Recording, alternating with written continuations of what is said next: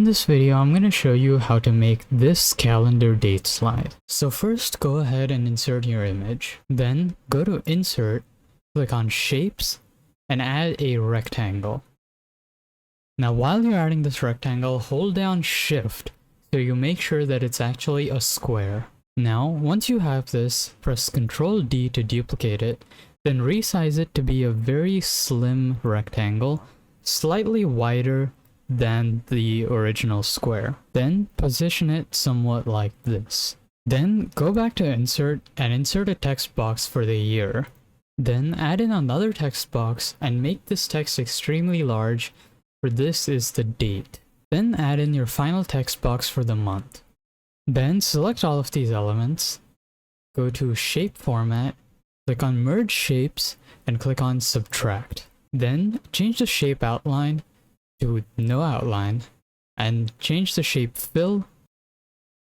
Then lastly, add your information text box.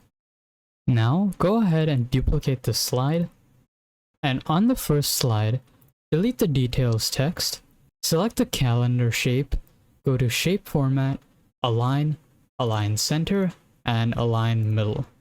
Now you can also resize it to make it a little bit bigger. Then select your background image, right-click, and click on Format Picture.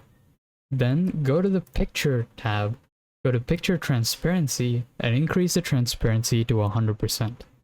Then select both slides, go to Transitions, and click on Morph.